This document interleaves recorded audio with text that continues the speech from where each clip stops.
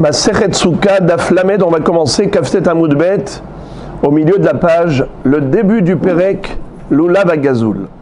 Alors maintenant, après avoir traité longuement, dans les deux premiers chapitres de Masechet Souka, le sujet de la Souka, maintenant on va passer à la deuxième mitzvah de Soukot, qui est celle du Lulav. Quel bracha on fait? Asher kideshanu b'mitzvotav etzivanu al netilat lulav.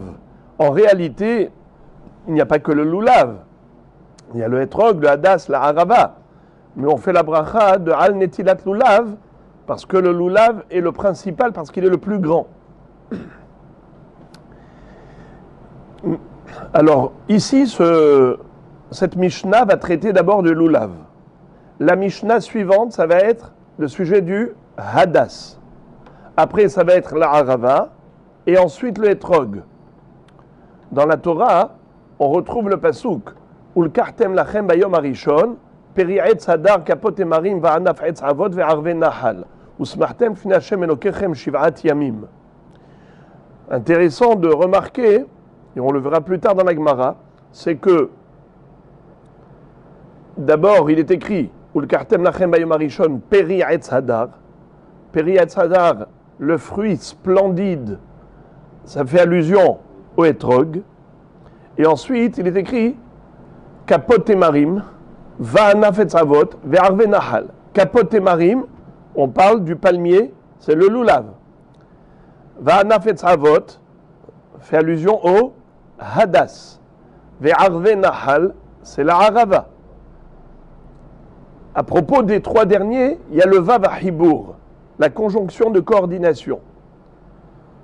Kapot emarim, va'anaf etzavot, ve'arve nahal. Il y a le vav. C'est pour ça que les trois, ils sont ensemble.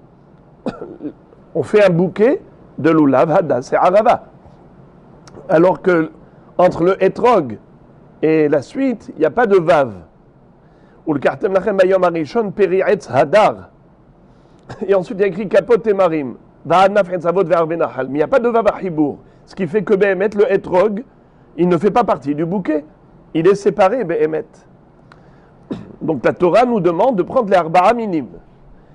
Alors précisons que la mitzvah, c'est Ul kartem lachem bayom harishon. Donc prendre les arba'a minim, c'est uniquement le premier jour de Sukkot, le Yom Tov.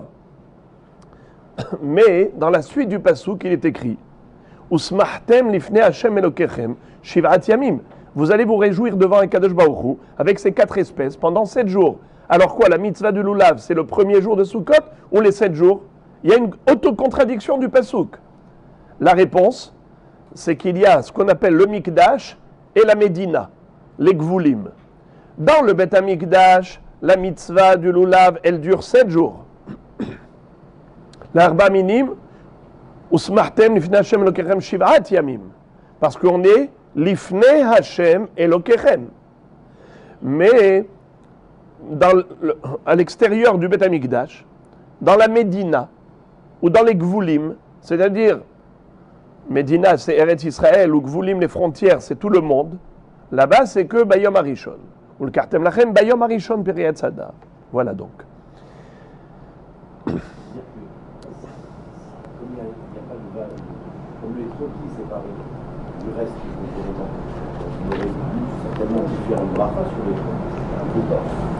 Pourquoi? Là, il y a le vavachibo, vous avez dit qu'il y a le vavachibo. Oui, oui, mais la lekicha, elle se fait ensemble. Ou le kartem lachem, c'est une lekicha tama. C'est une prise des 4 espèces à la fois. C'est seulement que les 3 sont ensemble et le etrog, il est séparé. Mais les 4, il faut les prendre. Il faut prendre les 4. Et les 4 minimes sont mi'akvim ze et ze. Et l'un dépend de l'autre. Si on n'a que 3 minimes, il n'y a pas de mitzvah. Alors maintenant, on va étudier les détails relatifs à ces 4 espèces. Quelles sont les exigences de la Torah ou les exigences des Chachamim? On va commencer. Lulav agazoul ve'ayavesh pasoul. La Mishnah nous dit que si le lulav a été volé, ou si le lulav est desséché, il est pasoul, il est invalide pour la mitzvah. Shel Ashera ve Shel Ir Anidahat, pasoul. Si le loulav a poussé sur un palmier de Asherah, qu'est-ce que c'est que Asherah? C'est un arbre qui a été idolâtré, qui a servi à l'idolâtrie. Le loulav qui pousse sur cette Asherah n'est pas valable pour la mitzvah. Également, si ce palmier a poussé dans une ville de Ir Anidahat. Qu'est-ce que c'est que Ir Anidahat? Une ville qui a été incitée à la Avodah Zara. Les habitants de la ville, d'une ville où les Juifs habitaient, il y a eu parmi eux des Rechaim, des instigateurs à l'idolâtrie. Ils ont réussi à embobiner la majorité de la population pour qu'ils fassent Avodah Zara. Ça s'appelle Ir Hanidahat.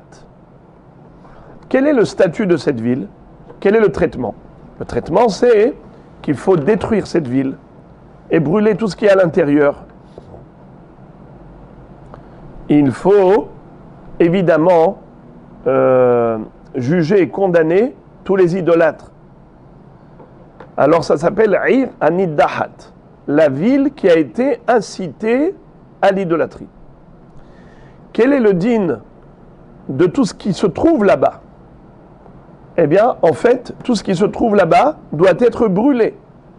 Et kol shelala tikbot el tor rehova vesarav tabaesh. Et de ce fait, on nous dit comme ça.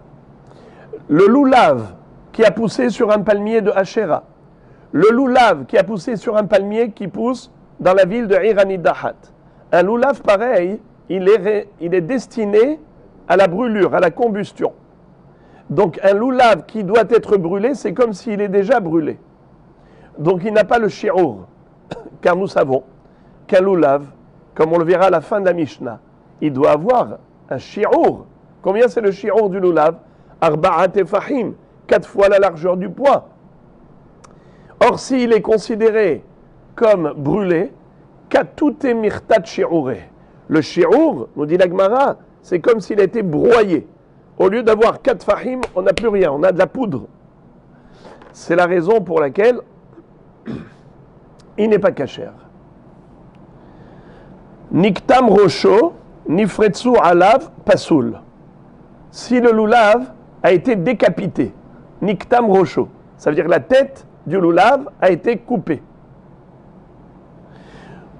Ou bien nifretsu alav, les feuilles du loulav, nifretsu. Qu'est-ce que ça veut dire nifretsu? Il y a une mahloquette entre Rashi et Tosfot.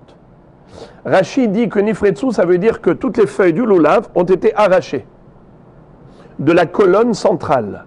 Comment c'est un loulav? Il y a une colonne centrale, il y a des feuilles. Les feuilles ont été arrachées et ensuite elles ont été reliées au loulav, à la colonne centrale, avec une ficelle. Donc c'est pas soul.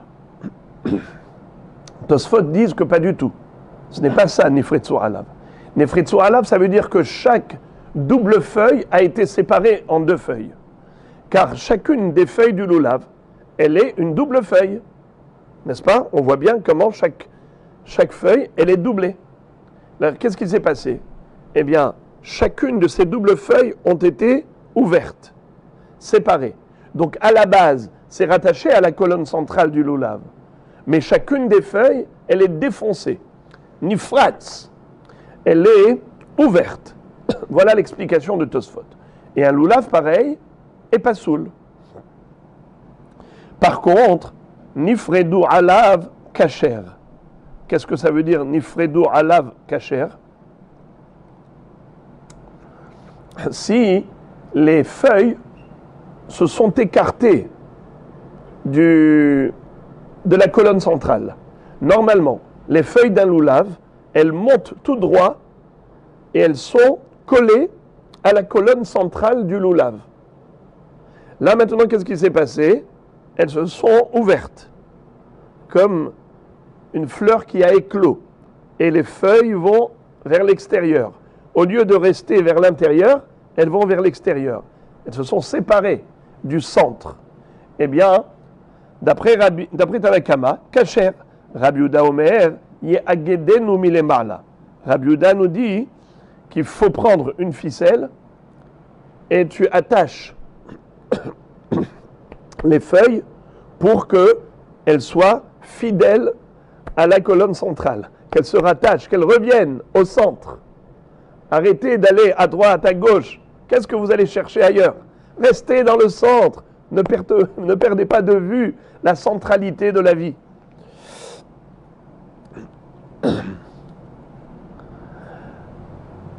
Enfin, la Mishnah conclut en disant Tsine harabarzel kesherot.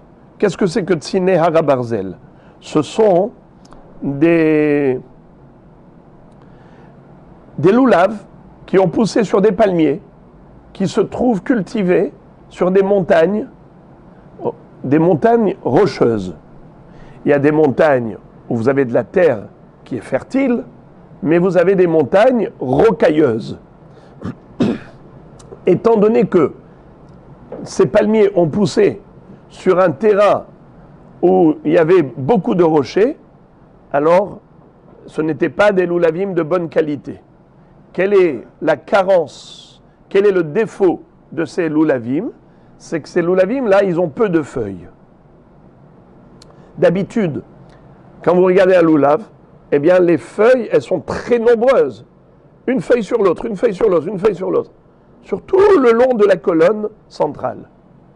Mais là, vous avez, par exemple, 2 feuilles en bas, et après, on va dire, quelques centimètres, encore une feuille, par-ci, par-là. Après quelques centimètres, encore une feuille par-ci, par-là. Ça s'appelle Tsine harabarzel. Les palmiers qui poussent sur les montagnes de fer. C'est quoi des montagnes de fer? Depuis quand on a des montagnes de fer? Ça veut dire des montagnes rocheuses, qui sont comme du fer, dures comme fer. Et de ce fait, les palmiers ne sont pas de bonne qualité, et les feuilles ne sont pas nombreuses. Alors, nous verrons plus tard dans la Gemara que pour qu'un loulav pareil soit cachère, il faut qu'au moins le sommet de la feuille inférieure atteigne la base de la feuille supérieure, de manière à ce que la colonne centrale soit totalement recouverte des feuilles latérales. Voilà donc l'avant-dernière halakha de la Mishnah. Et la Mishnah conclut en disant quelle doit être la longueur, la hauteur du loulav. Loulav sheshbo shelosha tefahim kedelena neabo kasher. Un loulav qui a 3 tefahim, 3 fois la largeur du poing. Alors, dans la Gemara, on va nous rajouter un vav. Ou kede lena neabo kasher. Ou kede. D'abord, il faut qu'il y ait 3 tefahim à la base. À la base, le loulav, il doit avoir déjà 3 tefahim. Exactement comme le hadas, qui également doit mesurer 3 tefahim. Comme la rava, également 3 tefahim. Donc déjà, il doit y avoir 3 tefahim de base. Loulav, hadas, arava. Mais le loulav doit dépasser le hadas et la arava de combien? D'un tefah. Donc lui, il a 4 fahim. Pourquoi? Parce qu'on doit être mena'neya. C'est pour secouer, remuer le loulav. Le tefah en plus, c'est pour le ni'noua. Parce que nous verrons que grâce à ces mouvements que l'on fait avec le loulav, eh bien, on empêche les mauvaises pluies et les mauvais vents de causer des catastrophes. Il y a des tempêtes qui sont dramatiques, catastrophiques. Et il y a des pluies torrentielles qui sont destructrices. Alors nous, qu'est-ce qu'on fait à Sukkot, qui est le début de l'automne? On demande à Akadosh Baruch Hu un Geshem de Beracha, Gishme Beracha. On fait le Tikkun à Geshem, n'est-ce pas? Le dernier jour de Sukkot, plutôt à Shmini Atzeret. Gishme Beracha, des pluies de bénédiction. Alors qu'est-ce qu'on fait avec ces mouvements des 4 côtés, dans les 4 points cardinaux, en haut et en bas? Alors, la'atzor tlalim ra'im, la'atzor ruchot ra'ot, les mauvais vents, les mauvaises rosées, les mauvaises pluies. On demande à Kadosh Baruch Hu que de la protection et d'abracha. Voilà pourquoi il faut un tefah en plus. Récapitulons. Dans la Mishnah, D'abord, on nous a donné 6 halachot, 2 par 2. Lulav agazul hayavesh, pasoul. Un lulav qui est volé ou qui est desséché, il n'est pas cachère. Qu'est-ce qu'on appelle desséché, déshydraté? Alors il y a des pirouchim dans les rishonim, un grand débat. Certains disent que c'est quand il n'est plus vert, couleur fraîche. Quand il est frais, le lulav il est de couleur verte. Mais quand il a séché, il est de couleur jaune pâle. Ça s'appelle sec. D'après Tosfot, qu'est-ce qu'on appelle un chauffard sec, desséché, déshydraté? C'est quand il est tellement sec qu'il est nifrach betziporen. Tu peux l'effriter avec l'ongle. Quand tu vas le gratter, il va s'effriter. Il va devenir en poudre.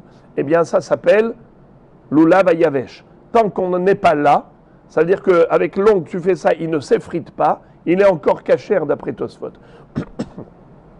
Le Ravad cite une raison qui est extraordinaire, qui dit pourquoi est-ce qu'il n'est pas cachère, le lulav?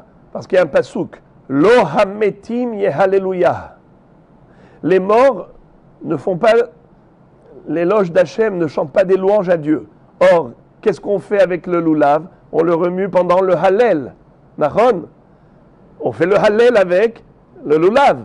Eh bien, lo hametim yehalleluya. Un lulav qui est mort, il ne peut pas servir pour être mehallel et akadosh baruch hu. Voilà pourquoi le lulav hayavesh, pasoul, un lulav qui est sec, il est pasoul parce qu'il n'est pas apte à être l'objet des louanges adressées à Dieu. Ensuite, on nous a parlé de Shel Asherah et Shel Ir Anidahat, pasoul. Quel est le point commun entre les deux? Le lulav qui a poussé sur un arbre de Asherah, d'idolâtrie, qui a servi à l'idolâtrie, ou bien un lulav qui a poussé sur un palmier qui se trouve dans une ville où il y avait des idolâtres, et cette ville est condamnée à la destruction. Quel est le point commun entre ces deux lulavim? C'est que ces deux lulavim ne sont pas cachers parce qu'ils sont destinés à être brûlés. Et puisqu'ils sont destinés à être brûlés, c'est comme s'ils sont déjà brûlés. Si c'est comme s'ils sont déjà brûlés, alors où est le shi'ur? On a dit que le lulav, il doit avoir un shi'ur de arbaat fahim. Donc c'est la raison pour laquelle ce lulav n'est pas kasher.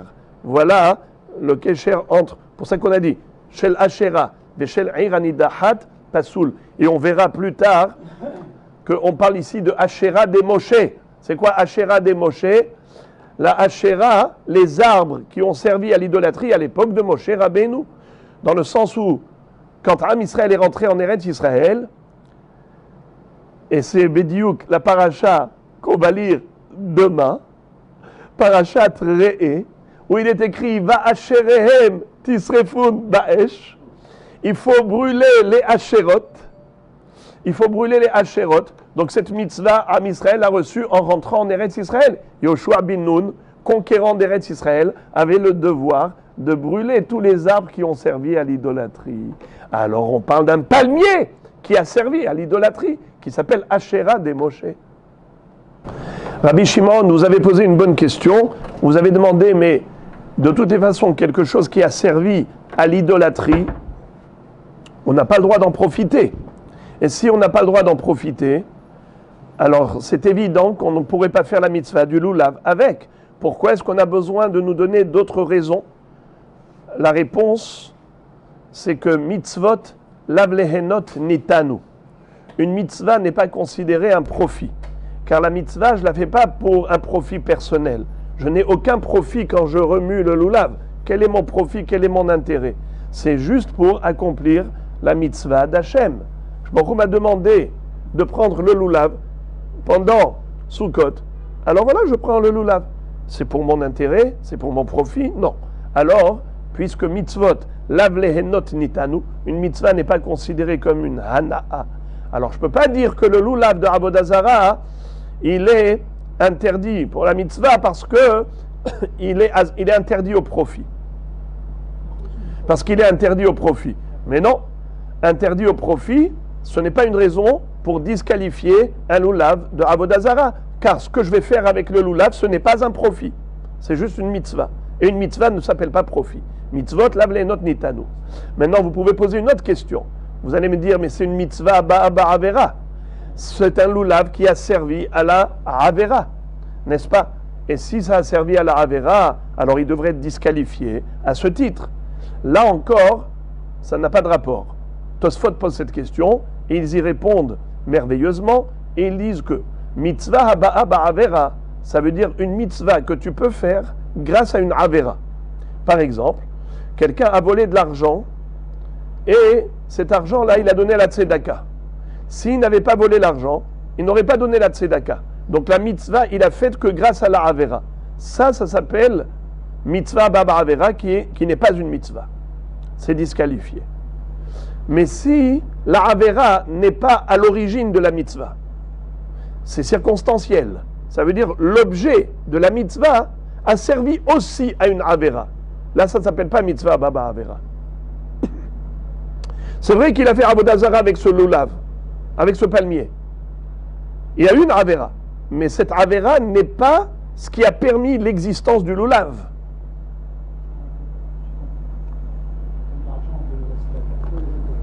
Merci beaucoup.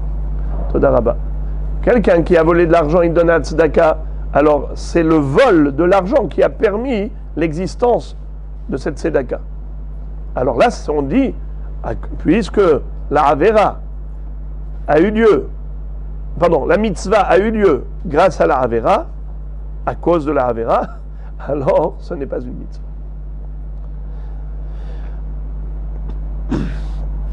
Également, on a vu les deux halachot qui sont relatives au physique du lulav.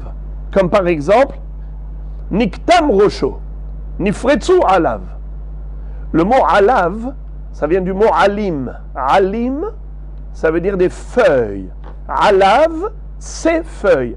Alim, shelo. Alors ces deux psulim, merci beaucoup, ces deux pisulim, ces deux disqualifications,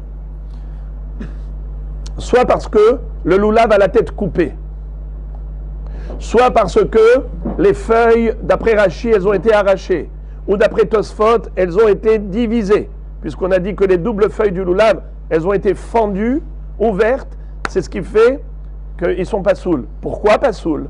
Pas saouls parce que ce n'est pas beau. Ce n'est pas beau.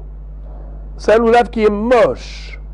Et s'il est moche parce qu'il a la tête coupée, ou s'il est moche parce qu'il a les feuilles arrachées, ou moche parce que les feuilles sont divisées, eh bien, pas cachère. Et qui a dit qu'un lulav doit être beau, à tel point de le disqualifier s'il est laid, s'il est moche? On va voir ça dans une seconde.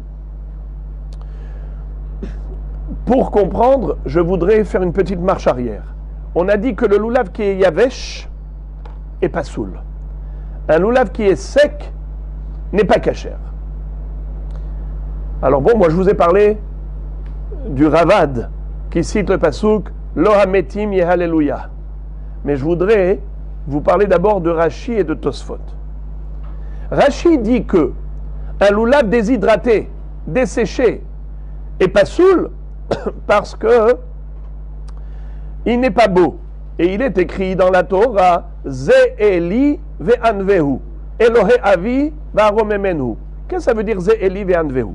La Gemara dans Masechet Shabbat nous apprend que Hitna'e lefanav bemitzvot. Quand tu fais une mitzvah, il faut l'embellir la mitzvah.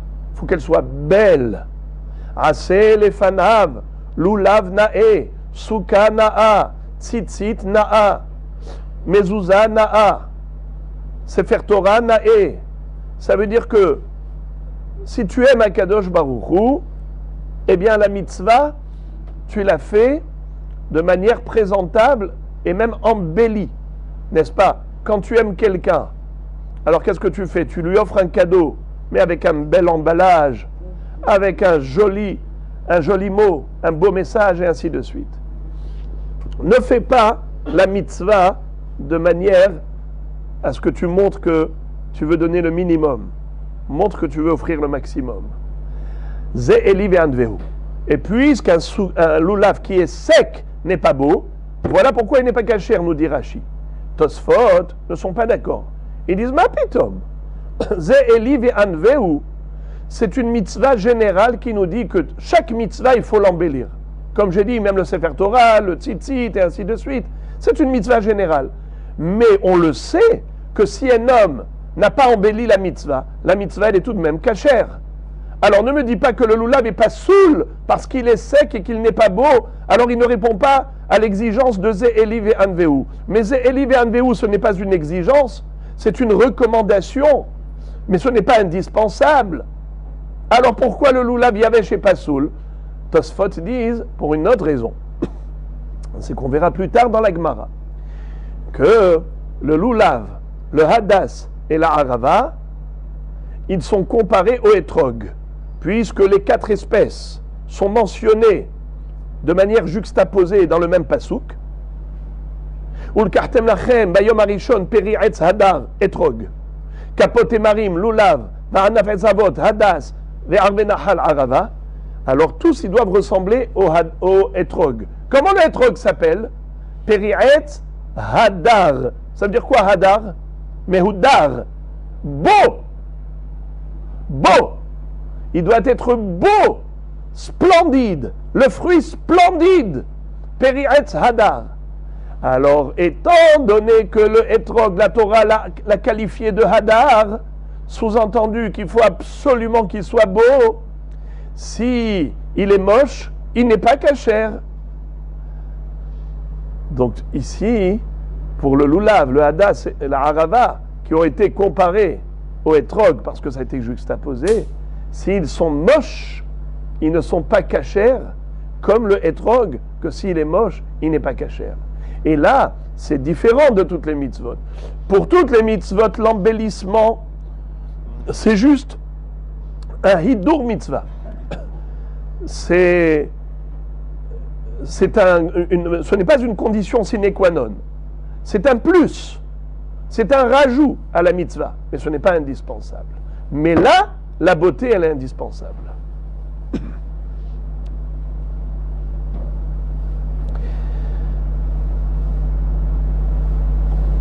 Ok, les amis. Gemara. Maintenant, on va se concentrer parce que c'est un sujet qui va aller vraiment de bout en bout. Si on décroche au milieu, on perd un maillon de la chaîne. Gemara. Kapasik vetane. Loshna beyom tov rishon, veloshna beyom tov sheni. Bishlama yavesh, hadar ba'inan veleka. Ela gazul, bishlama yom tov rishon, dirtiv lachem mishel lachem. Ela beyom tov sheni, amailo. La Gemara maintenant fait la déduction suivante. Elle dit, quand tu me dis Lulav agazoul vayavesh pasoul, chez la shirav pasoul, niktam roshon ifritzu alav pasoul, pasoul, pasoul, pasoul. Est-ce que tu as distingué entre le Yom Rishon et les autres jours de la fête? Tu n'as établi aucun distinguo. Tu m'as pas dit c'est pasoul le premier jour, mais c'est kasher les autres jours. Non. Pour comprendre la question, j'ai oublié de dire en préambule que ce din de la Torah, quel est le din de la Torah? C'est que le lulav, l'herba minime, on doit les prendre que le premier jour mina Torah. Où est-ce qu'on devait les prendre pendant 7 jours? C'était dans le Bet Amikdash. Dans le Bet Amikdash, usmachtem lifnei Hashem Elokechem shiv'at yamim. Mais maintenant, les amis, pourquoi est-ce que nous, on prend le lulav pendant 7 jours? Ce n'est pas normal. Puisque la Torah te dit clairement Bayom Harishon, ou le Kartem Lachem Bayom Harishon. Alors pourquoi nous, on prend le lulav pendant 7 jours? 7 jours, c'était dans le Bet Amikdash qu'on prenait 7 jours. Smartem Lifnei Hashem Elokechem. Qui est-ce qui sait? Hein? Bravo. C'est qui a fait cette takana? Rabban Yochanan ben Zakkai. Rabban Yochanan ben Zakkai hitkin sheye, comme ça dit la Mishnah, barishona haya nital bamikdash shiv'a ou bamedina yom echad hitkin משנחרב בית המקדש, התקין רבן יוחנן בן זכאי, שיהיה ניטל במדינה שבעה. C'est-à-dire, à l'époque du Beth Amikdash, en effet, il y avait une différence entre à l'intérieur du Beth Amikdash et à l'extérieur. À l'intérieur, on prenait le lulav pendant 7 jours, à l'extérieur, 1 jour. Comme la Torah nous le demande. Mais après la destruction du temple, qu'a fait Rabban Yochanan ben Zakkai, il a fait une takana pour qu'on se souvienne de la mitzvah du Beth Amikdash. À l'époque du Beth Amikdash, c'était 7 jours dans le Beth Amikdash. Lui, il a dit maintenant, ça va être 7 jours partout. Donc, le premier jour de Sukkot, c'est Minatora. Les 6 derniers jours de Sukkot, c'est Midera Banan, Zecher l'Amikdash, en souvenir du Saint-Temple. Maintenant, la Gemara nous dit, quand on nous a dit dans la Mishnah, Lulav Agazul Vayavesh Pasoul, un lulav volé ou un lulav qui est sec est invalide, ces lulavim sont invalides, on n'a pas distingué entre Yom Tov Rishon et Yom Tov Sheni. On n'a pas dit que c'est Pasoul que le premier jour de Sukkot, mais c'est kasher les autres jours, parce que les autres jours c'est que Midera Banan. On n'a pas établi de distinguo. Si on n'a pas établi de distinguo, ça veut dire que Behemet, Loshna, il n'y a pas de différence entre Yom Tov Rishon et Yom Tov Sheni. On dit Yom Tov Sheni, c'est parce que Ochutz La'aretz, on fait un deuxième jour de Yom Tov. Mais ce deuxième jour de Yom Tov, c'est que Midera Banan. Mais en réalité, la Mishnah fait allusion, la Gemara fait allusion en disant Yom Tov Sheni, elle fait allusion aux 6 jours, aux 6 derniers jours de Sukkot. Il y a le premier jour, qui est Minatora, et il y a les 6 derniers jours qui sont Midera Banan. Ces 6 derniers jours s'appellent Yom Tov Sheni. Puisque la Mishnah n'a pas établi de distinguo, et sans aucune distinction, elle te dit Pasoul. Lulav Agazul Vayavesh, Pasoul. Un lulav qui est volé ou qui est sec, Pasoul. Ça veut dire Loshna Yom Tov Rishon, Loshna Yom Tov Sheni, Pasoul. Question, pourquoi Pasoul? Pourquoi Pasoul? Encore le premier jour, il est écrit Lachem. D'où j'apprends qu'un lulav à gazoul n'est pas cachère? D'où sait-on qu'un lulav qui est volé n'est pas cachère? D'où tu l'apprends? Parce qu'il est écrit Ul kartem lachem bayom arishon peri'etz adar kapote marim. C'est quoi lachem? Ul kartem lachem. Vous prendrez pour vous. Dis-moi, Ul kartem peri'etz adar. Vous prendrez les 4 espèces. C'est quoi vous prendrez pour vous? C'est quoi pour vous? Regardez lachem, ça ne veut rien dire. Dis-moi, Ul kartem peri'etz adar. Lachem, Michel lachem. Ça doit être votre propriété. Les 4 espèces doivent vous appartenir. Si vous n'êtes pas propriétaire des 4 espèces, vous n'êtes pas quitte de la mitzvah. Alors on a compris qu'un lulav qui est volé, puisqu'il ne nous appartient pas, n'est pas cachère. D'accord, j'ai bien compris. Mais les derniers jours, c'est uniquement Ul kartem lachem bayom arishon. Le premier jour, il y a écrit lachem. C'est écrit Ul kartem lachem bayom arishon. Mais les autres jours, il n'y a pas écrit lachem. Les autres jours, c'est pas écrit lachem. Et même donc à l'époque, les amis, même à l'époque du Beth Amikdash, où dans le Beth Amikdash on prenait les arba minim, ça devrait être cachère, le gazoul. Le lulav qui est volé, il devrait être cachère, puisqu'il n'y a pas écrit lachem. On verra après, mais déjà pour l'instant, la question de la Gemara, elle est dans une logique simple. D'où tu sais que le gazoul n'est pas cachère? C'est parce que il n'est pas à toi. Ok. Cette exigence de l'appartenance n'existe que le premier jour. Encore, quand tu me dis Yavesh Pasoul, un lulav desséché n'est pas cachère pendant 7 jours, Loshna Yom Tov Rishon, Loshna Yom Tov Sheni. Ça, je l'admets. Pourquoi?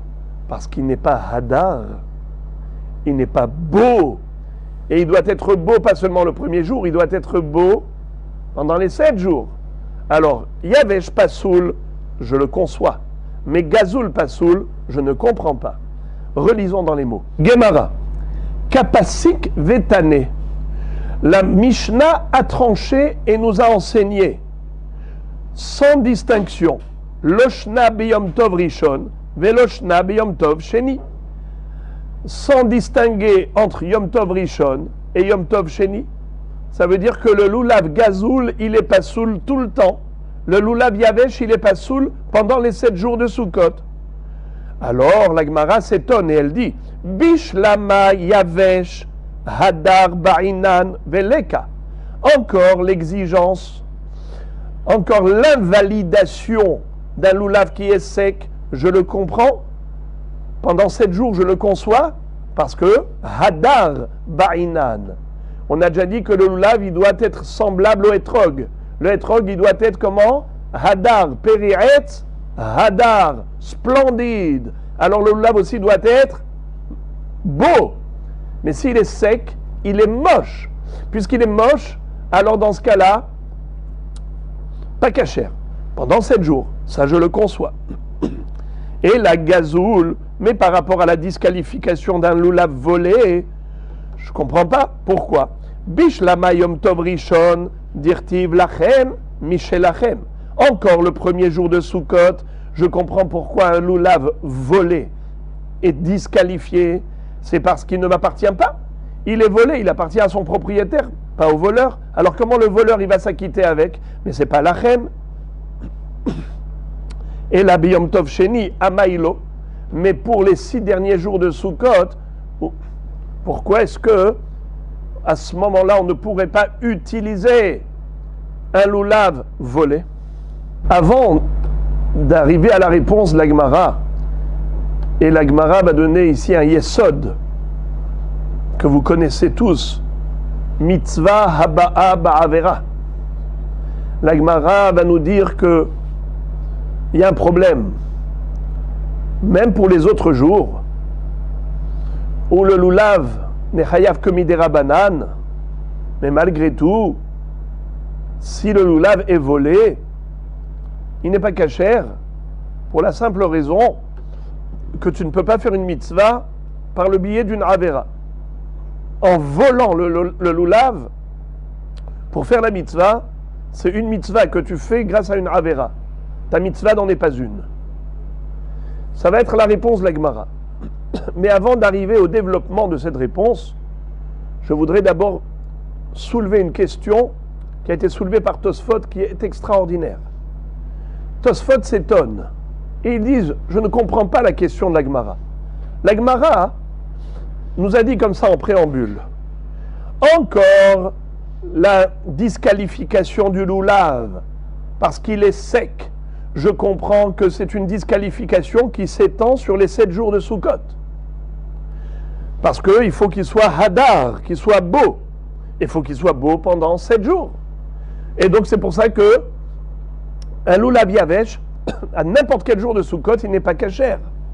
Par contre, un Lulav Gazoul, je comprends qu'il soit non cachère le premier jour, parce qu'il faut qu'il t'appartienne. Ou le kartem lachem bayom arishon, chez lachem. Mais les autres jours où il n'y a pas d'exigence de chez lachem, pourquoi est-ce qu'il serait pasoul? Tosfot disent, quoi? Tu établis un distinguo entre le problème de Gazoul et le problème de Yavesh? Excuse me, mais les deux problèmes, ils figurent dans le même pasouk.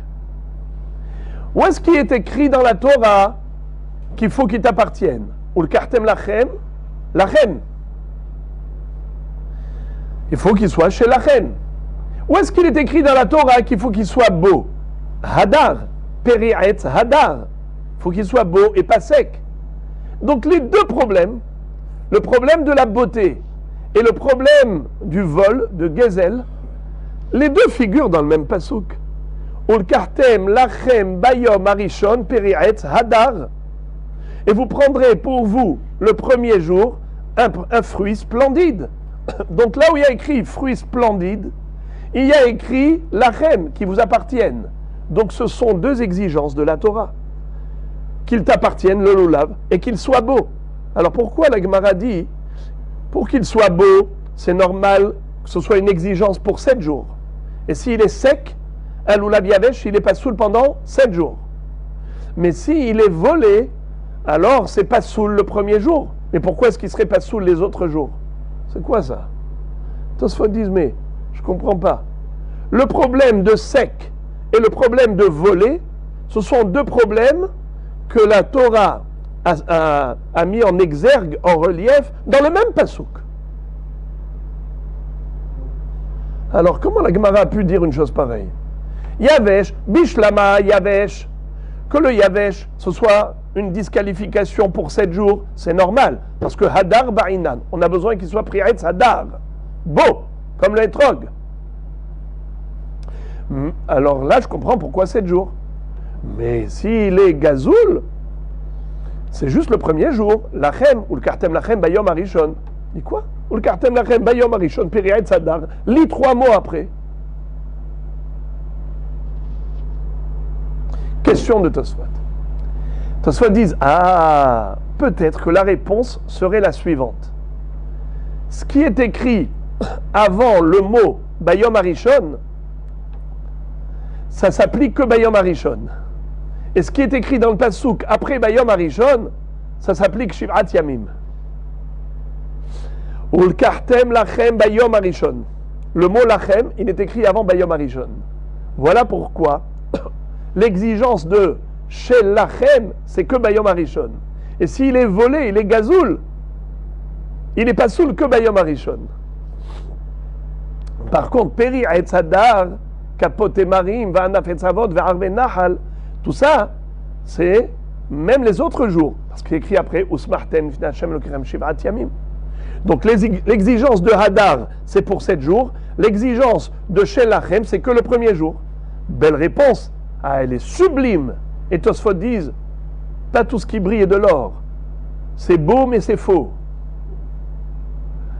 Tosfot disent, elle n'est pas bonne cette réponse. Pourquoi? Parce que nous allons voir par exemple une halacha que les arba'a minim me'akvim ze'edze. Lulav, hadas, arava, etrog, c'est ou les 4 ou rien. Tu ne peux pas faire une mitzvah avec 3 sur 4. D'où on l'apprend? D'où sait-on qu'en effet, arba'a minim me'akvim ze'edze? Parce qu'il est écrit ul kartem, lekihatama. Quoi lekihatama? Il faut que ce soit shalem, tam, tamim, shalem. Il faut les arba'a minim. Lekihatama. C'est écrit avant. C'est écrit avant le Bayom Arishon. Et pourtant, les arba'a minim me'akvim ze'edze, c'est pendant les 7 jours. Et pourtant, c'est écrit avant Bayom Arishon. Donc ça ne marche pas. Tosfot font remarquer également que le din de Hasser, vous savez c'est quoi Hasser? S'il manque une partie du Etrog, s'il manque une partie du Lulav, Hasser. Quel est le din du Hasser? Hasser, c'est pas soul le premier jour, mais c'est kasher les autres jours. Mais d'où j'apprends le din de Hasser? Je l'apprends de Ul Kartem, de Kihatama. Il faut qu'il soit shalem. Et pourtant, ici, on te dit que c'est que le premier jour que le hasser, il est pas soul. Les autres jours, il est kasher. Alors, on ne comprend plus rien. Il y a des halachot que le premier jour, des halachot le dernier jour, et tu ne peux pas dire que ça dépend de ce qu'on vient de dire, de l'ordre du pasouk. Alors, Tosfot arrive avec un yesod hadash, nifla beyoter, un délice. La réponse de Tosfot est la suivante. Il dit, le premier jour, c'est des Horaïta. Les 6 derniers jours de Sukkot, la mitzvah n'est que midé Rabanan. Alors les Hachamim, quand ils ont instauré la mitzvah du Lulav pendant les 6 derniers jours de Sukkot, ils ont décidé quelles seront les conditions de la mitzvah. Pour certains détails, ils ont dit, on exige ces détails pour la mitzvah. Et pour certains détails, ils ont dit, on renonce à cette exigence. Et de quoi dépend? Quel est le principe sur lequel Hachamim se sont appuyés? Ils ont dit comme ça. Ma sheu ikar mitzvah, ce qui est le ikar de la mitzvah, ça on exige. Mais ce qui n'est pas le ikar de la mitzvah, on est prêt à renoncer. Et c'est quoi qui s'appelle le ikar de la mitzvah? Par exemple, arba'a minim me'akvim ze et ze. Les 4 minimes sont indispensables. Ça veut dire c'est ou tout ou rien. Ou bien tu prends les 4 espèces, ou bien 0. C'est ou tout ou rien. Ou bien le din de Hasser. Hasser, c'est pas Berikar à mitzvah. Parce que la mitzvah, c'est bon, tu l'as fait. Tu as le etrog, tu as le lulav, le hadas, le harava. Ah, il manque un petit bout, pas grave. Oui, regarde. Non, mais ça ne porte pas atteinte à la beauté. Quand c'est sec, quand c'est yavesh, alors là, en effet, Hachamim ont trouvé que ça porte atteinte au rikar de la mitzvah. C'est quoi yavesh? Tu prends un lulav qui est déshydraté, c'est-à-dire non seulement qu'il est jaune, qu'il est pâle, mais en plus tu les frites avec l'ongle. Hachamim ont dit, c'est pas beau. Pourquoi? C'est pas kasher. Ze eli ve'anveu. Et alors seulement tu vas dire, Ze eli ve'anveu, c'est que les khatrila. Tosfot avait déjà dit que Bedi'avad c'est kasher, Ze eli ve'anveu. Mais comme dans la Torah, il est écrit Pri'etz hadar bayom harishon. Et après, la Torah nous disait Eli ve'anveu pour les autres jours. Alors c'est la raison pour laquelle Hachamim ont dit, si déjà on exige la beauté du lulav et du etrog, on l'exige à l'instar du premier jour. Kol de takun rabanan keren de oraita takun. Donc voilà comment Tosfot répondent. Ils disent qu'en réalité, les 6 derniers jours de Sukkot, la mitzvah n'est que midera banan zecher la mikdash. Alors là, les Hachamim, ce sont eux qui décident. Qu'est-ce qu'ils veulent? Qu'est-ce qu'ils veulent faire, les Hachamim? Ils veulent instaurer les mêmes conditions que la Torah ou pas. Alors ça dépend.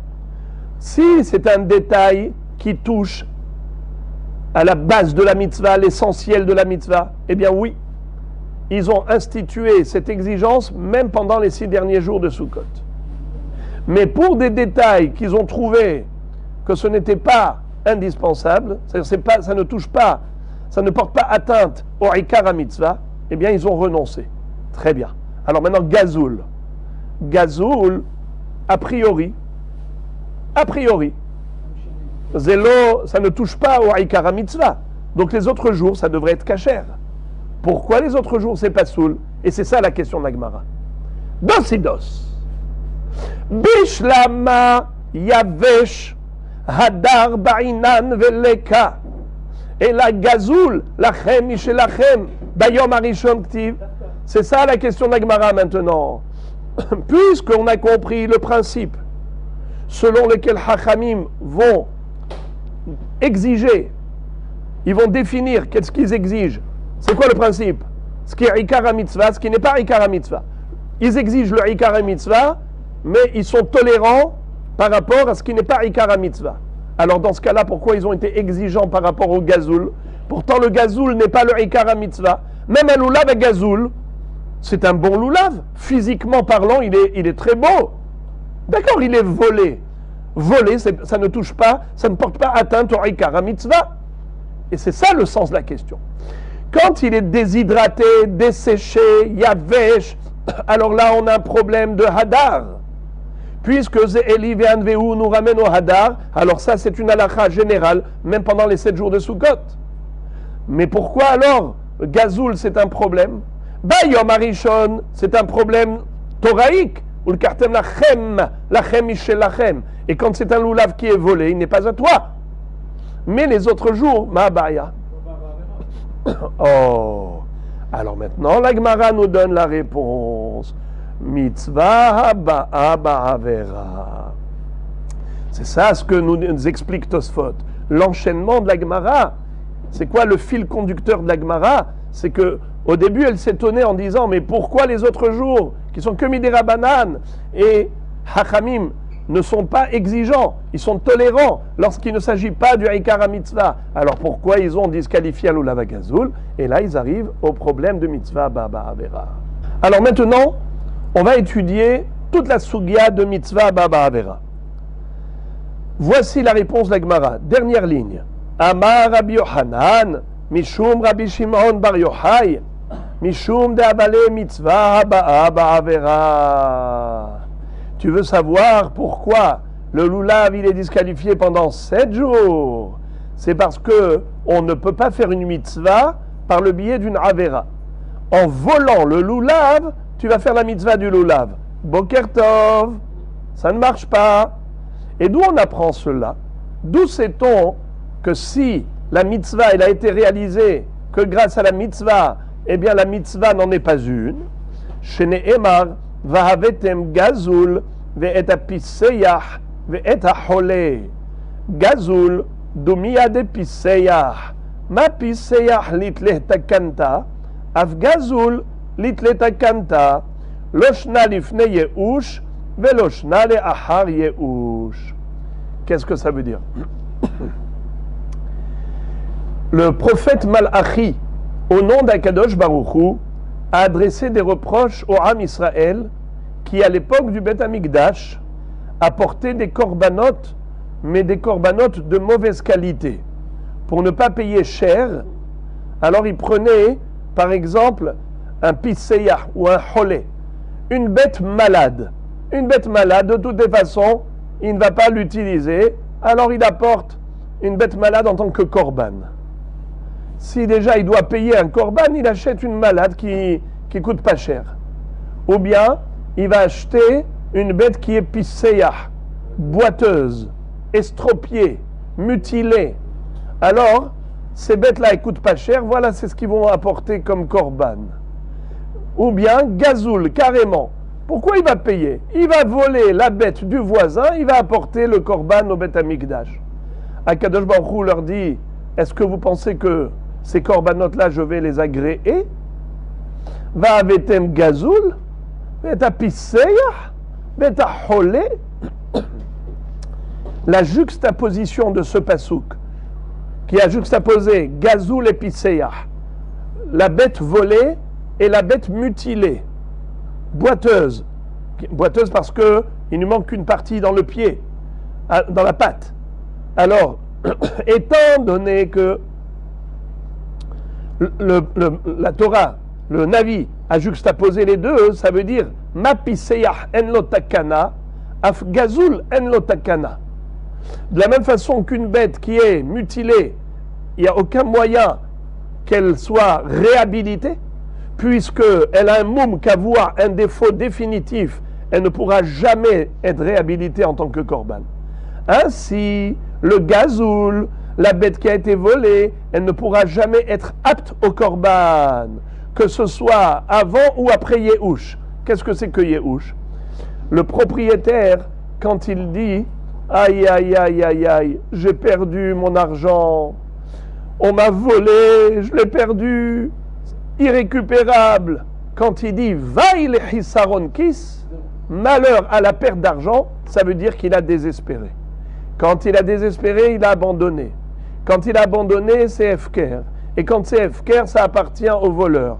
Et quand ça appartient au voleur, il n'a plus besoin de rendre l'objet volé lui-même, il doit rembourser la valeur. Parce qu'il y a une grande mahloket dans Masechet Baba Kama Daf Samerhet. Est-ce que Yehush Kadi Kane ou Yehush Kadi la Kane? Est-ce que le Yehush, le désespoir du propriétaire, suffit pour que le voleur soit propriétaire, maintenant le nouveau propriétaire de l'objet? Il doit juste rembourser la valeur, ou bien non. Le Yehush tout seul, ça ne suffit pas. Même si le propriétaire a abandonné et a désespéré, il faut encore un facteur. Yehush veshinui reshut, ou bien Yehush veshinui Hashem, ou bien shinui maaseh. Tout ça, ce sont des notions qu'on va voir dans quelques minutes, Be'ezrat Hashem. En tout cas, c'est une grande mahloket là-bas, entre les Amoraïm. Est-ce que le Yehush suffit pour faire Kinyan? Alors maintenant, on te dit comme ça. Du fait que la Mishnah a parlé de manière générale. Elle n'est pas rentrée dans les considérations. Elle n'a pas établi de distinguo entre Yom Tov Rishon et Yom Tov Sheni. Mashma que le lulav à gazoul est pasoul, ben Yom Tov Rishon, ben Yom Tov Sheni. Que ce soit le premier jour qui est Minatora, ou que ce soit les derniers jours qui sont Miderabanan, toujours un lulav volé est disqualifié. Auquel titre? Mitzvah pardon. Auquel titre? Parce qu'il était gazoul. Mais le propriétaire, il a abandonné, il a fait Yehush. S'il a fait Yehush, alors le voleur, normalement, devrait pouvoir s'acquitter avec cet objet. Pourquoi Kadosh Baruch Hu dit Vavetem gazoul et apisseach et ahole. Gazoul dumia de pisseach. Ma pisseach en lo takana, af gazoul en lo takana. Ça veut dire quoi en lo takana? Lo lifne yehush, velo leachar yehush. Il n'y a aucune possibilité d'utiliser cette bête comme korban, la bête volée. Même si le propriétaire de la bête a abandonné, a fait yehush. Alors la Gemara, regardez le développement. Bish lama lifne yehush, Adam qui akriv miken amara hamana velav didehu, et la leachar yehush, hakanye be yehush. Encore, avant le désespoir du propriétaire, avant qu'il fasse yehush, je comprends pourquoi le korban n'est pas kasher. Parce qu'un korban doit appartenir au propriétaire qui l'amène, qui le sacrifie. Je ne peux pas m'acquitter avec une bête qui n'est pas la mienne pour faire un korban. D'où on l'apprend? Adam qui akriv, mikem korban lachem. Adam qui akriv, mikem. Tu dois sacrifier quelque chose qui est à toi, mikem. De vous, de chez vous, vous devez apporter. Alors, l'ifne yehush, c'est pas mikem. Mais le ahar yehush, d'après celui qui dit que le yehush kadi kané, le yehush tout seul, c'est suffisant pour que le voleur devienne nouveau propriétaire. Alors pourquoi le voleur il ne peut pas apporter comme sacrifice cette bête volée? Pourtant ça y est, c'est à lui, puisqu'il y a eu yehush du propriétaire. Il doit rembourser que la valeur monétaire. La valeur de la bête, il doit rembourser. Mais il n'a pas besoin de rendre la bête elle-même. Donc la bête elle-même, elle lui appartient. Si elle lui appartient, pourquoi il ne peut pas l'apporter comme korban? Réponse: mitzvah haba'a ba'avera. C'est de là que découle le principe. Le principe découle d'ici. Vous posez une bonne question. Comment est-ce qu'on peut apprendre d'ici une halakha de Divrei Kabbalah? Mais nous avons une règle, Divrei Torah, mi Divrei Kabbalah, loyal finan. On ne peut pas apprendre des halakhot du Navi. Alors comment est-ce qu'on peut apprendre ici une halakha de Ve'avetem gazoul ve'tapisseach ve'tahole? Alors il faut dire que c'est un Gilouy Milta. Qu'est-ce que ça veut dire Gilouy Milta? Comme la Gemara dans Masechet Baba Kama nous enseigne que lorsqu'un bœuf a encorné, eh bien on est hayab de payer, n'est-ce pas? En tant que propriétaire. 3 premières fois Hatzi Nezek, après Nezek Shalem. Quel est le din si la bête a pris une corne dans sa bouche, et elle a encorné avec? Ce qu'on appelle Keren Talouche. Keren Mehoubar, ça s'appelle Ki Garchor. Mais Keren Talouche, est-ce que ça s'appelle Negiha? La Gemara dit oui. D'où je sais, il y a un pasouk dans le Navi. Vaikar tzitkia ben Kenaana karne barzel vayomer be'elle tenagah et aram. Alors la Gemara pose la question, elle dit, mais comment tu peux apprendre une halakha du Navi? On ne peut pas apprendre des halakhot du Navi, Divrei Torah, mi Divrei Kabbalah, loyal finan. Et la Gemara dit Gilouy Milta be'alma. C'est juste un Gilouy Milta. Ça veut dire on t'a révélé que ça aussi, ça s'appelle Negiha. Eh bien là aussi, on t'a révélé que ça aussi, ça rentre dans le din de Gazoul, qui est disqualifié par la Torah. Mikem velo ha-Gazoul. Seulement j'aurais dit que c'est Dafka lifne yehush. La mitzvah Baba Avera te dit que c'est même Ahare Yehush. Encore un makor. Encore une référence pour disqualifier un lulav volé à titre de mitzvah Baba Avera. Ve'amar Rabbi Yochanan mishum Rabbi Shimon bar Yochai. Maï dirtiv, ki ani Hashem, ohev mishpat, sonne gazel ba'ola. Akadosh Baruch Hu dit, moi j'aime la justice, je hais le vol à propos des korbanot. Un holocauste qui a été volé, je le hais. Machal le melech basar vadam. Rabbi Shimon Bar Yochai donne un machal extraordinaire. Il dit à quoi cela ressemble. Les melech basar vadam, un roi en chair et en sang, Shaya over al bet ha-meches, qui traversait la frontière, la douane. Amar la avadav, tenu meches la morsim. Payer la taxe aux douaniers. Donner aux douaniers la taxe qu'il faut payer à la frontière. Amroulo, les ministres ont dit au roi, Vehalo kolameches kulo shelchaou, mais tout cet argent-là va être reversé au trésor royal. Quel est l'intérêt de donner de la poche gauche à la poche droite? Amroulo, Vehalo kolameches kulo shelcha. Amar lahem mimeni ilmedu kol ovre drachim velo yavrichu atzman min ha-meches. Il leur a dit, en fait, c'est pour donner l'exemple, pour que tous les voyageurs qui passent par là, eh bien, prennent exemple sur moi. Si déjà le roi qui est celui qui va bénéficier de cet argent, malgré tout au début, lui aussi il paye comme tout le monde, alors il faut apprendre à ne pas essayer d'entourlouper et de se décharger de ce devoir.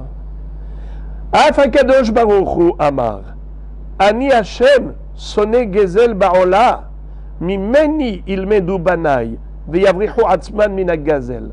Akadosh Baruch Hu aurait pu dire, le korban c'est pour qui? C'est pour moi. Mais qui est-ce qui vous a donné cette bête-là? C'est moi. La bête, elle provient de moi. Moi, je l'ai donnée à Réhouven. Si Shimon prend de Réhouven et il rend à Akadosh Baruch Hu, donc il rend la couronne à qui ne revient de droit. Je me dis non, je n'en veux pas. Je n'en veux pas. Même si dans l'absolu tout est à moi, ne me donnez pas de ce que vous avez volé à l'autre. De là, on apprend le yesod de mitzvah Aba'a Ba'avera.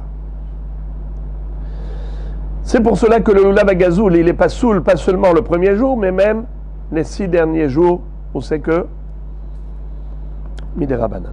Itmar nami amar Rabbi Ami yavesh pasoul mi pene she'eno hadar gazoul pasoul mishum davale mitzvah ba'avera. Rabbi Ami a dit tout cela en des mots très brefs, très simples. Le yavesh, il n'est pas soul pendant 7 jours, pas seulement le premier jour, parce qu'il n'est pas hadar, il faut qu'il soit beau pendant les 7 jours. Et le gazoul n'est pas soul pendant les 7 jours, parce que c'est mitzvah ba'avera. Très bien. Et la Gemara maintenant va nous citer une opinion contradictoire. Une opinion qui est opposée à tout ce qu'on vient de dire maintenant. Au pliga de Rabbi Yitzhak. De Amar Rabbi Yitzhak bar Nachmani Amar Shmuel. Lo shanu ela biyom tov rishon, aval biyom tov sheni, mitor sheyotze beshaul, yotze nami begazul.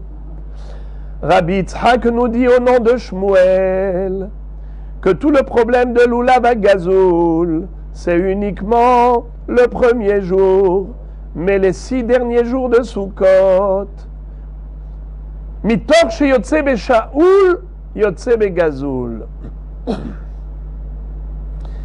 Vous savez que ulkartem lachem, lachem qui veut dire chez lachem, ça disqualifie pas seulement un lulav volé, mais même un lulav emprunté. Le premier jour, je ne peux pas emprunter un lulav. Il faut faire matana almenat le'achzir, parce que je dois être propriétaire au moment d'accomplissement d'un mitzvah. Donc le premier jour, il n'y a pas que le gazoul qui est pas soul, même le shaoul. Et de ce fait, on nous dit comme ça.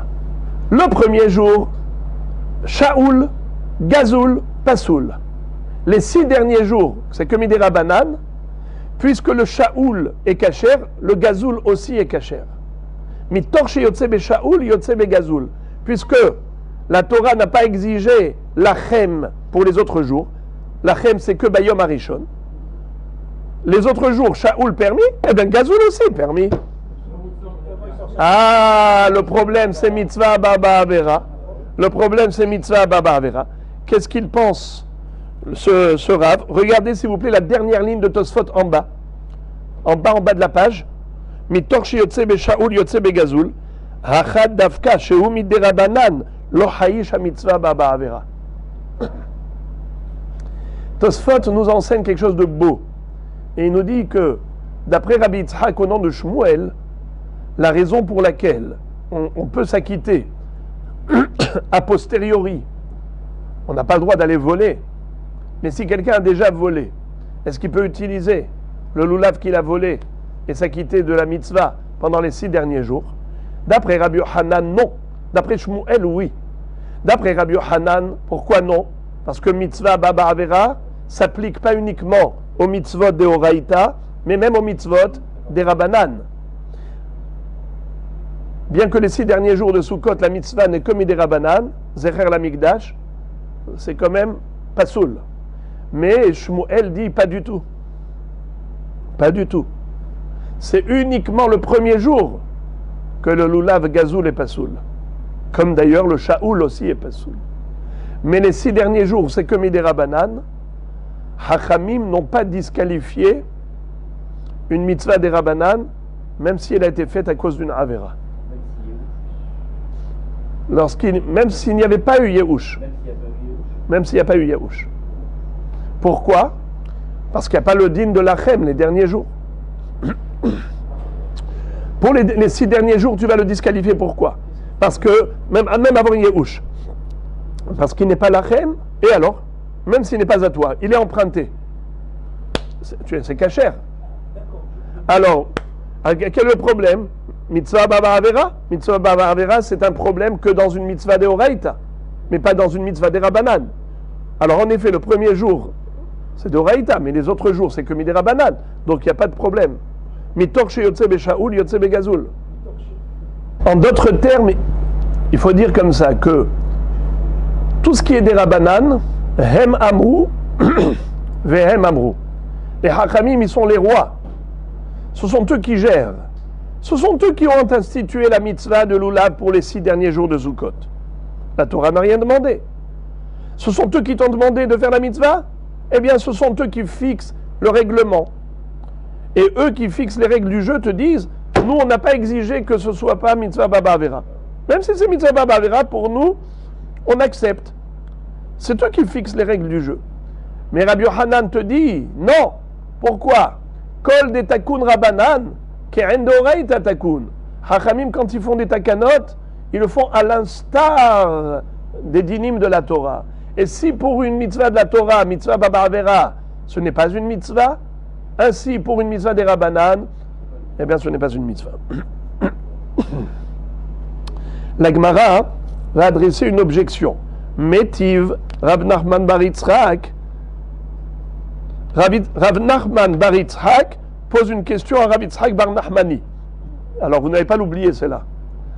Rav Nachman bar Yitzhak objecte à Rav Yitzhak bar Nachmani. Et lui dit, comment tu peux dire une chose pareille? Pourtant il est écrit Lulav agazoul ve'yavesh pasoul ha-shaoul kasher emat elima b'yom tov rishon haktiv lachem mishel lachem ve'ilav didehu elalav b'yom tov sheni ve'katane gazoul pasoul. Il lui fait une démonstration ingénieuse comme quoi la Mishnah parle justement de tous les jours. Elle ne parle pas que du premier jour. Et pourtant elle a dit pasoul. Parce que d'après toi, Rabbi Yitzhak bar Nachmani, au nom de Shmuel, il en ressort que la Mishnah, quand elle a dit Lulav agazoul pasoul, c'est que le premier jour. Mais les autres jours, mitor she yotze be Shaoul, yotze be gazoul. Donc d'après toi, la Mishnah, elle parle que du premier jour? Moi, je vais te démontrer qu'elle parle des autres jours. Et pas du premier jour, justement. Parce que tu vois qu'il n'est pas écrit dans la Mishnah Lulav ha-shaoul pasoul. Si on parlait que du premier jour, on aurait dû dire Lulav ha-shaoul pasoul. Or, elle a dit l'oulav ha-gazoul pasoul, mashma que le gazoul n'est pas kasher, mais le shaoul est kasher. C'est sûr que ce n'est pas le premier jour, car le premier jour, aussi bien shaoul comme gazoul ne sont pas kasher, puisqu'il est écrit ul kartem lachem, lachem ishel lachem, donc on doit disqualifier le shaoul comme le gazoul. Or, si elle a dit que le gazoul seulement pasoul, mashma que le shaoul kasher, donc elle ne parle pas du premier jour. Si elle ne parle pas du premier jour, elle parle de quel jour? Justement des autres jours. Yom Tov Sheni. Et pourtant, qu'est-ce qu'elle a dit? L'oulav gazoul pasoul. Or toi, qu'est-ce que tu as dit? Que gazoul kasher. Tu as dit mitor sheyotse be shaoul yotse be gazoul. C'est faux. Alors d'après vous, c'est la fin du monde? Eh bien non, il va trouver Rabota une réponse lumineuse. Regardez, il va s'en sortir très bien. Merci beaucoup. Comme je n'ai pas traduit dans les mots ce que je viens de dire, je vais relire et traduire la question. Métiv Rav Nachman bar Yitzhak. Rav Nachman bar Yitzhak objecte en citant la Mishnah. Qu'est-ce qu'elle dit? Lulav agazoul vayavesh pasoul. Elle nous a dit que le lulav volé ou sec, pasoul. Ha-shaoul kasher. J'en déduis que s'il était shaoul, la Mishnah le rendrait kasher. Emat, de quand s'agit-il? Ematai. Elima biyom tov rishon. S'il s'agit du premier jour, haktiv lachem mishel lachem, c'est évident que non, puisque pour le premier jour, il est écrit clairement dans la Torah, ul kartem lachem bayom arishon, lachem mishel lachem. Vehai, et ce lulav, lav d'idéhu, il n'est pas à lui puisqu'il est volé. Et là, lav beyom tov sheni. Donc forcément, la Mishnah, de quoi elle parle? Du yom tov sheni, où le shaoul est permis. Vekatane, gazoul, pasoul, et pourtant elle a dit que le gazoul n'est pas kasher. Réponse. Amarava, le'olam beyom tov rishon. Behemet, la Mishnah, elle parle que de yom tov rishon, elle ne parle pas des autres jours. Alors comment se fait-il qu'elle ait dit gazoul, pasoul, elle n'a pas dit shaoul, pasoul?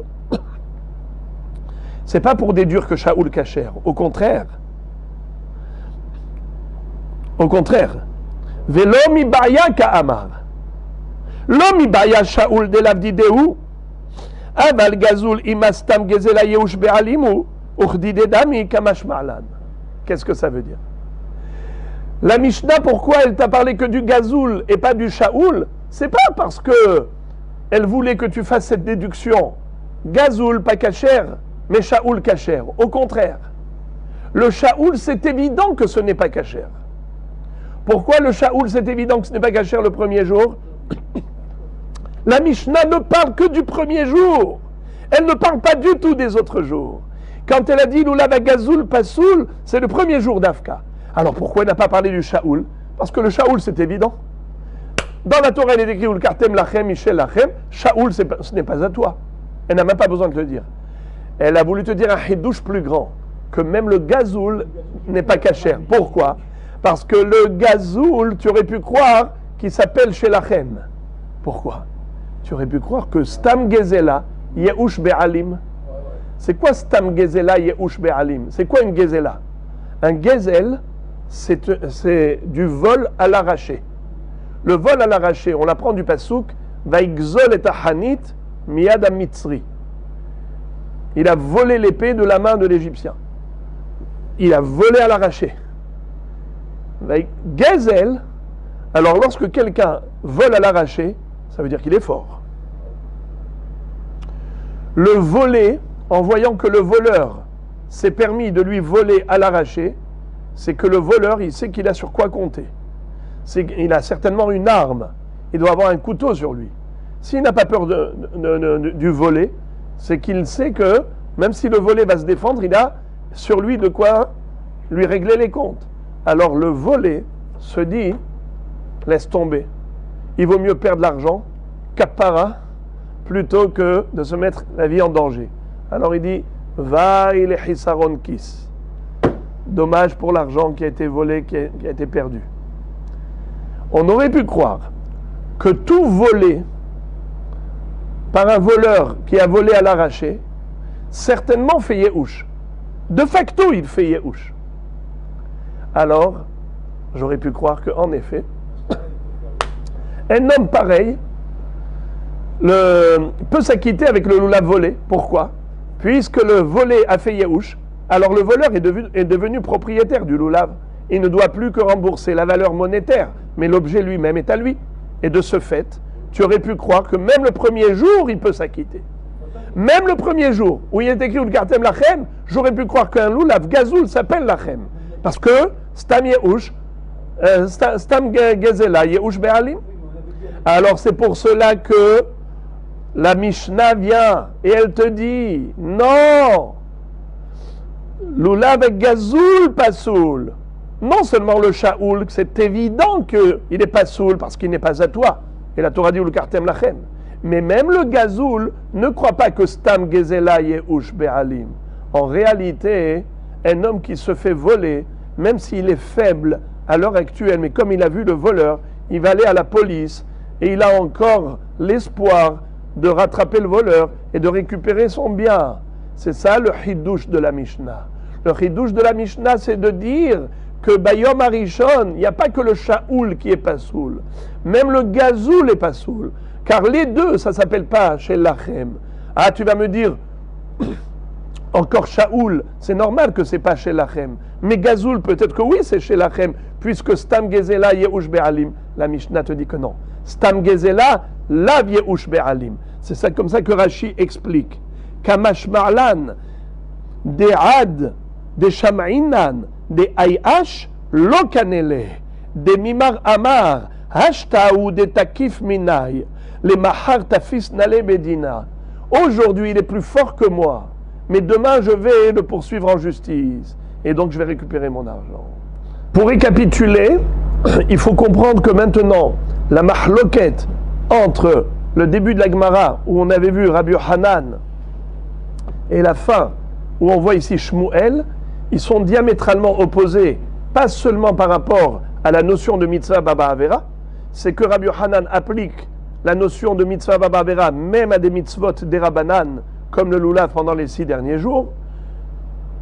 Mais Shmuel dit, ça n'existe pas, il n'y a pas de mitzvah baba avera par rapport à des surim derabanan, la marloquette, et il en découle de là que est-ce que la Mishnah parlait juste du premier jour ou est-ce que la Mishnah parlait des 7 jours? Ça aussi, c'est la mahloket dans le pshat de la Mishnah.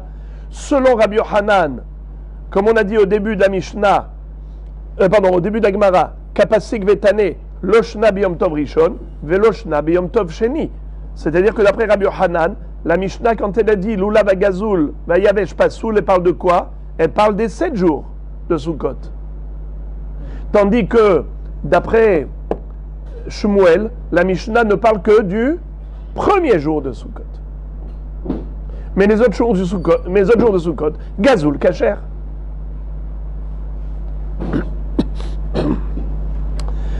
Regardez maintenant le sujet de Avan Keri. Qu'est-ce que c'est que Avan Keri? Avan Keri, c'est des commerçants. Amar Lehu Ravuna Leanhu Avan Keri.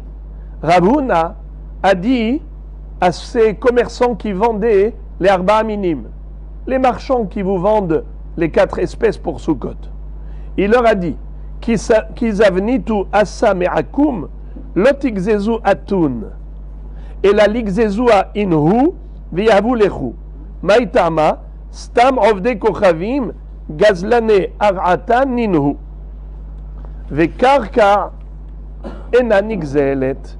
Qu'est-ce que ça veut dire? Il leur a dit la chose suivante.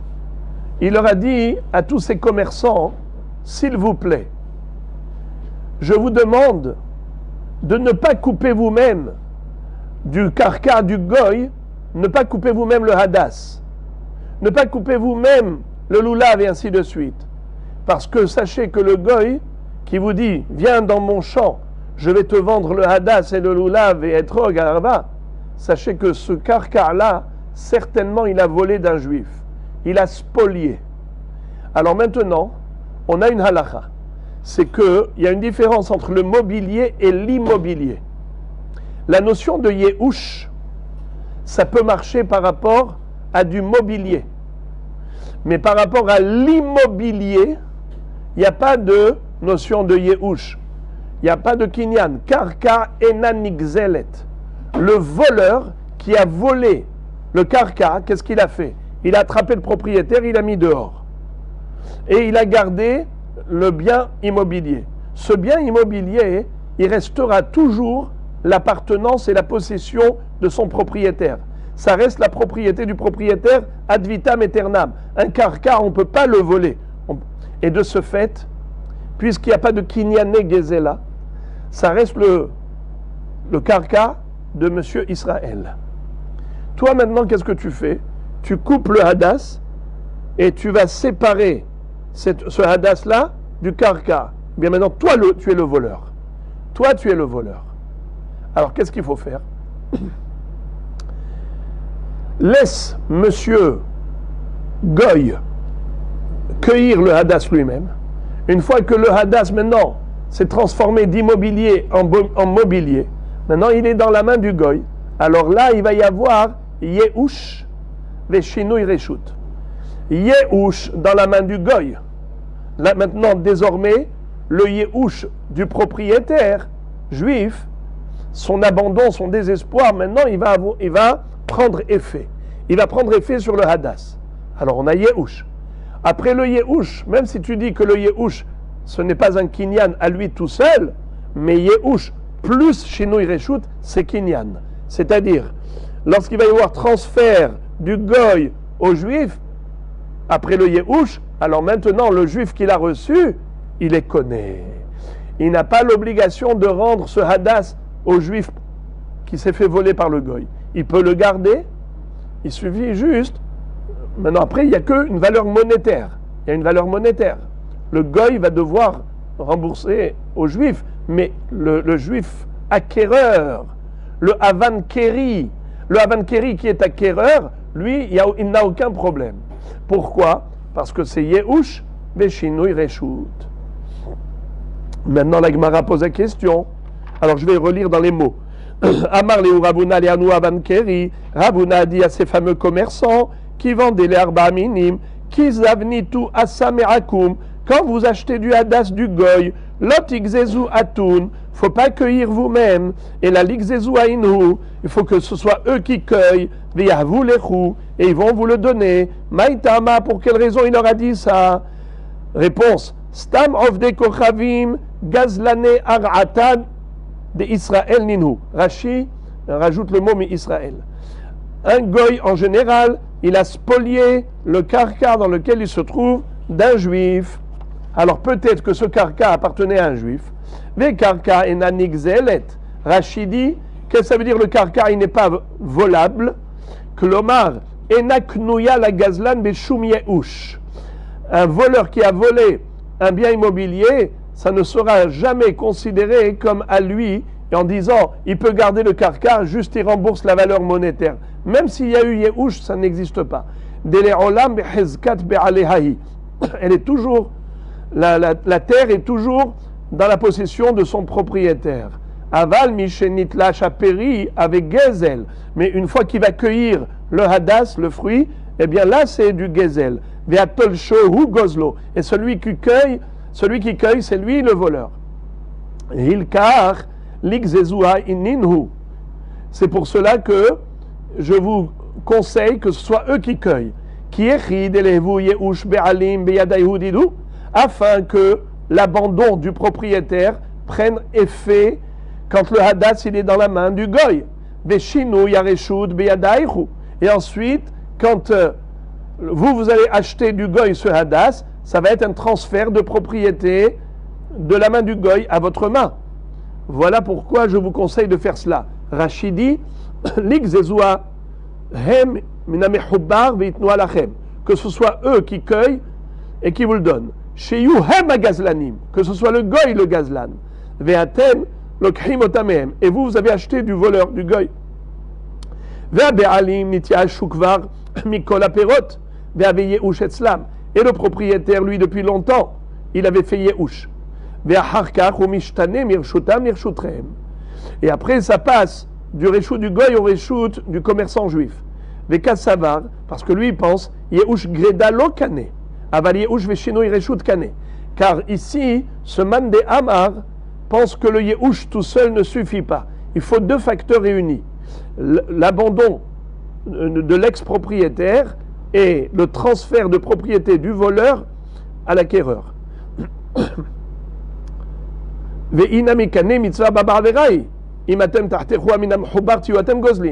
En plus, même si tu vas me dire que Yehush Levad connaît, le problème c'est que c'est une mitzvah Baba Avera. Parce qu'en coupant, lorsque vous allez couper, vous êtes les voleurs. Et si vous êtes les voleurs, alors c'est mitzvah Baba Avera. Vous avez fait, vous, l'action du Gezel. Alors la Gemara pose la question, elle dit, sauf, ki gazezu avan keri, levu Yehush be'alim biyadayhu, veshinu yareshut biyadan. La Gemara dit, je ne comprends pas quel est le problème. Pourquoi il leur a donné ce conseil aux commerçants juifs? Il leur a dit, ne coupez pas vous-même, laissez le goy couper, vous achetez de lui. Mais même si c'est eux qui cueillent, ok, eux ils ont volé. Mais une fois qu'ils ont volé, eux, les Avankeri, il va y avoir le Yehush, c'est-à-dire le Yehush du propriétaire, il va prendre effet maintenant quand le Hadass est dans la main du cueilleur, du juif Avankeri, le commerçant juif. Et après ça, quand il va nous le donner à nous, il va nous le vendre à nous, ça va faire Yehush Veshinoi Reshut. Nous, on n'a aucun problème. Ça s'appelle Shinoi Reshut Beyadan. Beyadenu, dans notre main à nous, on a déjà bénéficié de deux facteurs. Yehush dans la main du Avankeri et Shinoi Reshut dans notre main.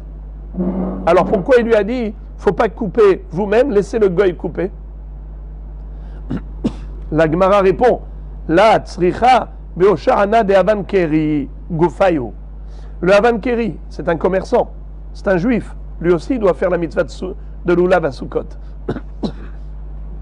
Si lui l'accueillit, eh bien lui, il aura un problème. Le conseil qu'il leur a donné, c'est pour leur mitzvah d'Arba Minim à eux, aux commerçants eux-mêmes. Il leur a dit, ne cueillez pas vous-même, car vous ne pourrez pas bénéficier du Yehush Veshinoi Reshut. Car vous-même, vous serez les voleurs. Hein? Ça veut dire que le problème, il est pour leur Arba Minim de Sukkot, pour eux, pour leur mitzvah à eux. C'est là qu'il y aura problème. Ben c'est pour cela qu'il leur a dit, ne coupez pas vous-même. C'est ça. Si le goy coupe. Oui. Si le juif vendeur coupe, alors c'est le problème du juif, mais après quand il vend à d'autres juifs, le deuxième juif n'a pas de problème. Alors c'est pour ça qu'il a dit, pourquoi il leur a donné ce conseil? Il dit, le conseil c'est pour eux, pas pour les acheteurs. C'est pour le vendeur lui-même. La Gemara demande, Velikneyuha beshinui maase. Pourquoi est-ce que tu dis que le commerçant lui-même il a un problème? Mais le commerçant, c'est vrai qu'il a un problème avant de faire le Eged. Mais une fois qu'il va faire le Eged, il n'y aura plus de problème. Qu'est-ce que c'est que le Eged?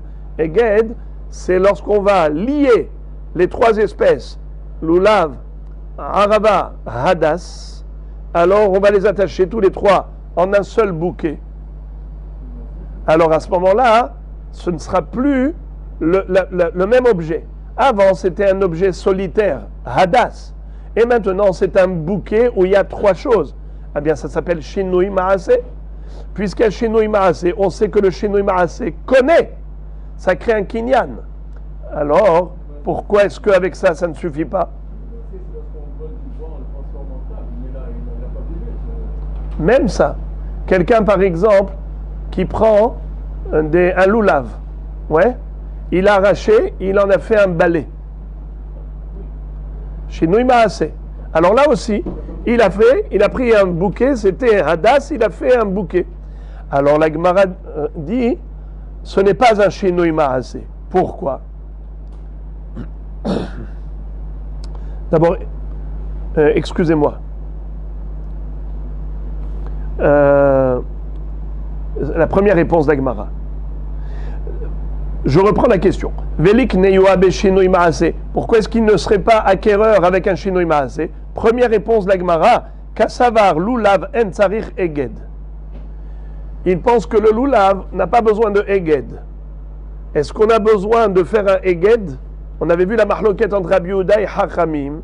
Rabbi Yehuda disait que oui, le Eged c'est obligatoire. Il apprenait par Gezer HaShava. On est obligé de faire un bouquet. Comme on retrouve Ulkartem Agudat Ezov, Udvaltem Batam Asher Bassaf. Et il est écrit ici Ulkartem Lachem Bayom Arishon. Comme la Lekiha de Pesach, c'est Agudat Ezov. Là aussi, il faut Aguda Ahat. Il faut Eged, il faut les relier obligatoirement. Mais ce Tana pense que l'Ulav Lot Tzarich Eged. Ce Emoraï pense que le Lulav Lot Tzarich Eged. Et puisque Lot Tzarich Eged, donc le Eged c'est quelque chose qui est facultatif. Donc ce n'est pas considéré comme quelque chose qui va avoir lieu. On peut prendre les trois dans la main sans Eged. Tu les prends les trois dans la main sans faire de Eged. Alors il n'y a pas de Shinui Ma'aseh. Veim timtse lomar lulav tzarich Eged. Et même si tu vas me dire qu'il pense que le lulav a besoin de Eged, Shinui achoser le biriato, ve Shinui achoser le biriato, lo shme Shinui. C'est un Shinui Ma'aseh, mais qui est réversible. Quand est-ce qu'on dit qu'un Shinui Ma'aseh est conné? C'est uniquement un Shinui Ma'aseh qui est irréversible. On peut plus revenir en arrière. Ce qu'on a changé, c'est un changement qui restera définitif. Mais si ce changement-là, on peut revenir en arrière, il est réversible, comme ici, qu'est-ce que tu as fait? Le Hadas, il était solitaire, maintenant tu as fait un bouquet de 3. Lulav Hadas Arava. Mais quel problème? Tu ouvres le fil et le Hadas, il redevient comme avant, solitaire. Donc ça s'appelle Shinui, Achoser, les Biriato. Ce n'est pas un Shinui Ma'aseh qui est connu. La Gemara demande autre chose. Velik neyua beshinui Hashem, de me'ikara havale asa ve'ashta o sha'ana. La Gemara dit, mais il y a encore une autre raison pour laquelle le Havan Keri aurait pu acquérir l'herba minime pour sa propre mitzvah. Shinui Hashem, comment ça? Yehu chez Shinui Hashem. Comment s'appelle maintenant comment il s'appelle?